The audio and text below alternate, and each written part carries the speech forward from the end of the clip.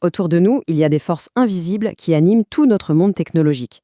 Et la plus fondamentale, c'est sans doute le magnétisme. Aujourd'hui, on va voir ensemble un outil hyper simple, presque magique pour le visualiser, la fameuse règle de la main droite. C'est parti! Alors, la question de départ, elle est toute simple, mais elle est énorme. Comment est-ce qu'on peut bien visualiser une force qu'on ne voit pas? Comment prédire sa direction, son sens? C'est vraiment le défi au cœur de tout ça. Ok, alors pour bien commencer, on va revenir aux bases.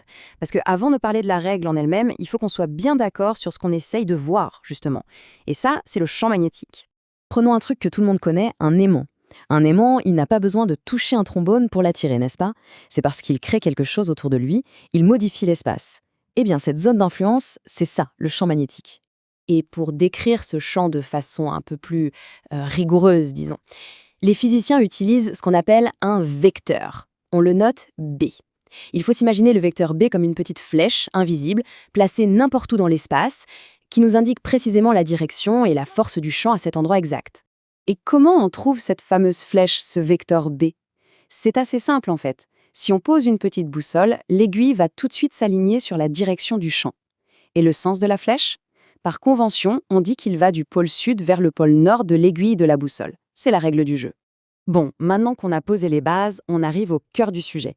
Parce que figurez-vous, les aimants ne sont pas les seuls à créer des champs magnétiques. Loin de là. C'est ici que l'électricité fait son entrée. Et ça, c'est une découverte absolument monumentale en physique. Un simple courant électrique, juste des électrons qui se baladent dans un fil, eh bien ça génère son propre champ magnétique. C'est le principe derrière les électroaimants, les moteurs électriques, en fait derrière presque toutes nos technologies modernes. Et regardez ce que ça donne. On pourrait penser qu'un courant dans un fil droit crée un champ qui va tout droit aussi. Eh bien, pas du tout. Il crée des lignes de champ qui sont des cercles parfaits, enroulés tout autour du fil. C'est à la fois super élégant et, honnêtement, pas du tout intuitif au premier abord. Ok, donc on a des cercles, super. Mais ça nous pose une nouvelle question. Ces cercles, ils tournent dans quel sens? Dans le sens des aiguilles d'une montre ou dans l'autre sens?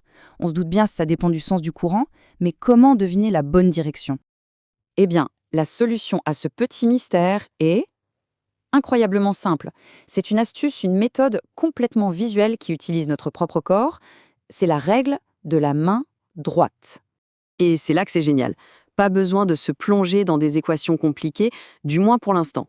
On a juste besoin d'un outil que tout le monde a sur soi pour savoir immédiatement dans quel sens va ce fameux champ invisible. Allez, c'est le moment de la mettre en pratique. C'est tout bête. Il suffit de prendre sa main droite, on pointe le pouce pour qu'il suive le sens du courant, qu'on note I, et là, magie. Les autres doigts, en se refermant naturellement, s'enroulent exactement dans le sens du champ magnétique B.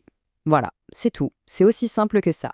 Maintenant, voyons comment cette règle devient encore plus utile. Parce qu'elle ne marche pas juste pour un fil tout droit, non. Elle fonctionne aussi pour des cas plus complexes, comme les bobines, c'est-à-dire quand le fil est enroulé plusieurs fois sur lui-même.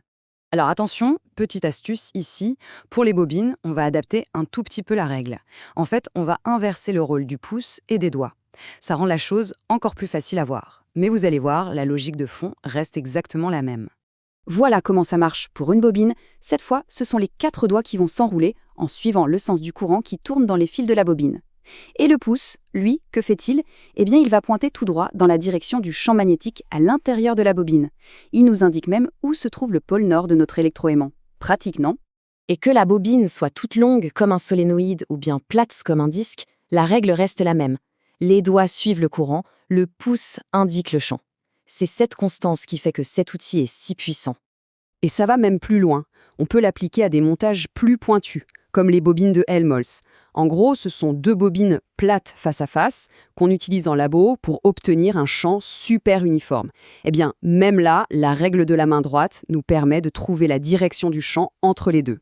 Donc pour résumer tout ça, on voit bien que cette règle, c'est beaucoup, beaucoup plus qu'un simple petit truc pour se souvenir d'une formule avant un examen. Maîtriser cette règle, c'est un peu comme s'offrir un super pouvoir. Le pouvoir de voir l'invisible. C'est être capable de regarder un moteur, un haut-parleur, n'importe quel appareil électromagnétique, et de comprendre, de visualiser instinctivement comment les forces s'organisent à l'intérieur. De comprendre, au fond, comment ça marche. Alors voilà, je vous laisse avec une question pour la route. Maintenant que vous connaissez ce principe, essayez de regarder autour de vous.